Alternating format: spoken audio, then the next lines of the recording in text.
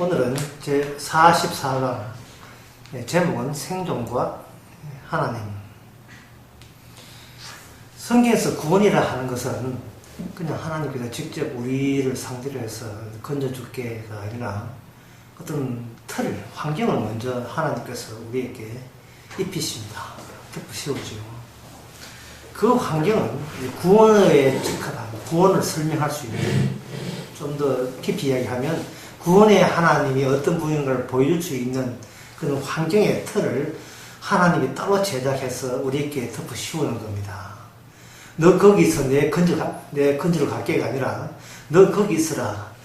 내가 만들어진, 하늘나라에서 만들어진 그 틀을 가지고 우리에게 덮어 씌우면 그 덮어 씌우신 그 환경을 통해서 기존에 우리가 알고 있던 구원이 아니라 하나님이 따로 생각하는 구원이 우리에게 덮치게 되는 겁니다. 그걸 구약에서는 광야라는 겁니다.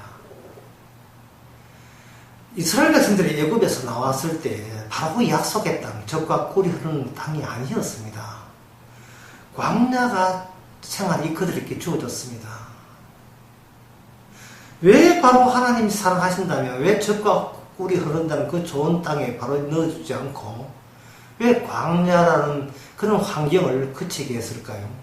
그것은 그들이 애굽에서 생각했던 이거 하나님 또는 구원에 대해서 이걸 교정하기 위해서입니다. 그러면 뭐가 문제기에 그들은 구원과 하나님 자체에 대해서 교정이 되어야 되는가? 그들은 애굽에서 그들의 습득한 몸에 익힌 것은 생존이었습니다. 생존을 가지고 그들은 하나님이 주신 생명이라고 그렇게 본인도 모르는 사이에 그렇게 오해들을 하면서 애굽에서 그냥 무작정 나왔던 겁니다. 그래서 생존을 위한 하나님이 아니고 하나님이 따로 준비해온 생존과 관계없는 생명을 주신 하나님 되기 위해서는 광야라는 틀 속에서 그들은 생존이 생명이라는 그런 생각이 삭제될 필요가 있었던 것입니다. 광야를 통해서 하나님과 자기 백성과 하나님과 싸우십니다. 백성들은 요구합니다. 우리에게 생존을 책임져 달라고 합니다. 그런데 하나님께서는 그런 생존하고자 하는 의식을 버리지 아니하면 생명은 아예 없다고 이야기합니다. 실제로 그들이 애굽에서 나왔던 사람 가운데 여호수아와 갈렙 단지 두 사람 빼놓고는 그들은 광야 40일 동안 나머지 사람 다 죽었습니다.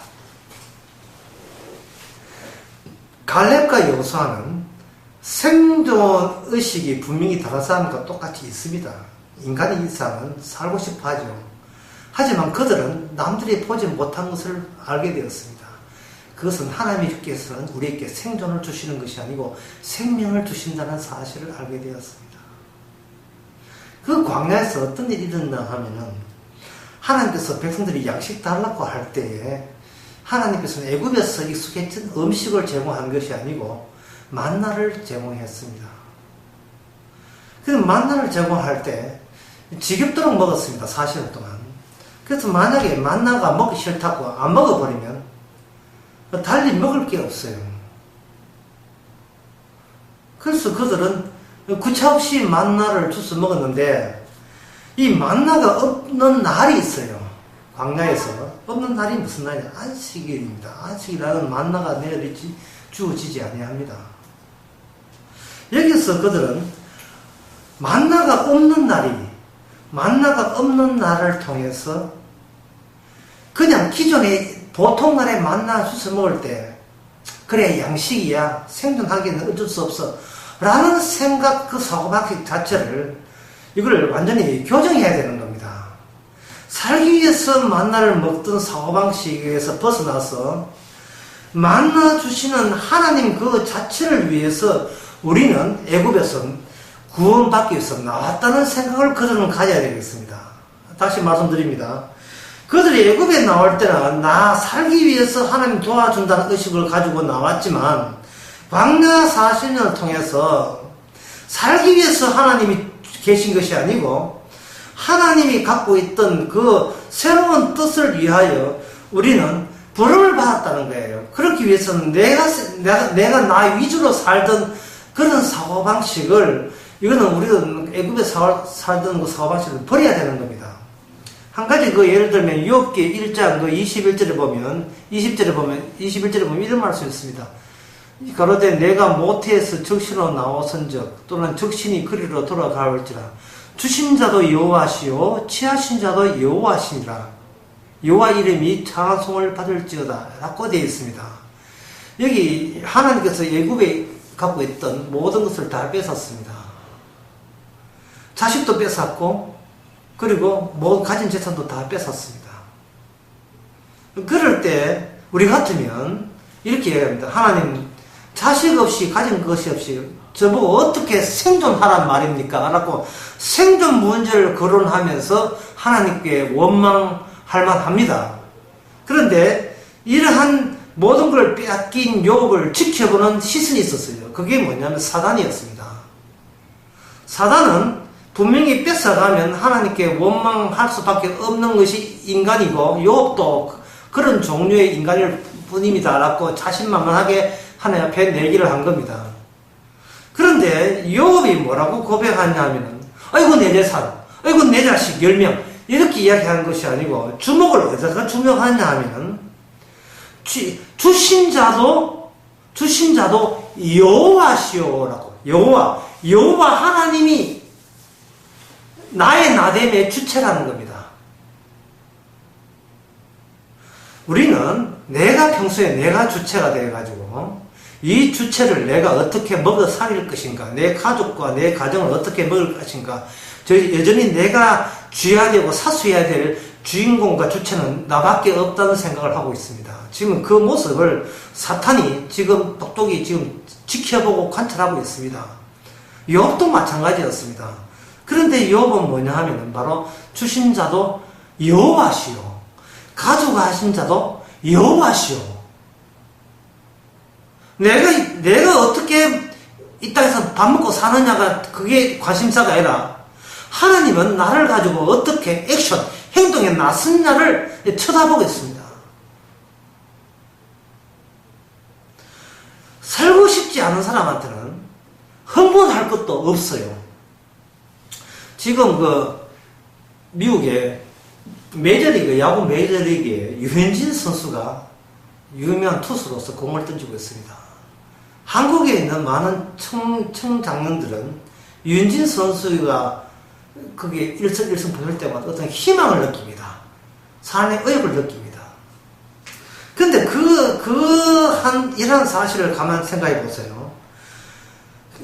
유현진 선수가 한국을 대표해서 공을 잘 던지는 그것을 지금 13승 했는데 14승, 15승 이렇게 하고자 하는 것을 우리는 보고 싶어 해요. 그리고 하면 1승 할 때마다 우리는 흥분합니다. 그것은 나는 살아야 되겠다. 뭘 하기 위해서? 유현진 선수가 저렇게 공을 잘 던지는 것을 보기 위해서라도 나는 더 살아야 되겠다. 이렇게 되는 겁니다. 그래서 1승 할 때마다 흥분하고 만약에 1승을 못하면 실망과 좌절을 느낍니다. 우리는 세상을 볼 때 내가 살아야 될 내가 더 살아야 될 것은 내가 흥분할 만한, 내가 기뻐 외칠 수밖에 없는 그런 일들이 있기를 기대하면서 우리는 계속 살고 싶어 합니다. 그런데 오늘 이것도 보면 보세요. 욥은 자신이 흥분하고 싶은 게 아니라 욥에게 궁금한 것은 하나님이 나를 가지고 어떻게 주체자로서 이 세상을, 현실을 만들어가고 이끄시는가. 그게 욥의 믿음이었고 그것을 보고 사탄은 깜짝 놀라는 겁니다. 사탄이 오히려 좌절하고 실망하고 있는 거예요. 욥을 하는 이런 고백을 보고 아니 보통 사람들은 다 자기 생존에 관심이 있는 게 아니야? 그게 사는 목적이 아니야? 자기가 그리워하고 자기가 얻고자 하는 그것을 얻고자 하기 위해서 난 더 살아야 돼 하는 이것이 모든 사람들의 평상의 일상인데 욥은 말하기를 주신 자도 하나님이요? 우리 같으면 주신 자도 하나님이요, 주신 자도 하나님이요, 주신 자도 하나님이요. 그리고 주신 것을 빼앗아가지 않은 하나님이라서 나는 믿고 싶어. 이것이 보통 인간인데 욥은 말하기를 주신 자도 하나님이요 가져가신 자도 하나님이라고 했습니다. 이스라엘 백성에게 광야를 주신 것은 바로 우리가 생존해야 된다는 것은 결코 이 하나님이 주신 생명을 훼손하는, 회방하는, 방해하는 것밖에 안 됩니다. 하나님께서는 만나를 주실 때 만나를 주신 자가 그것이 바로 우리에게 생명을 주신다는 거예요. 우리가 원하는 애굽에서 익숙한 그것을 가져버리면 우리는 생존하는 것 때문에 하나님을 이용할 밖에 안 됩니다.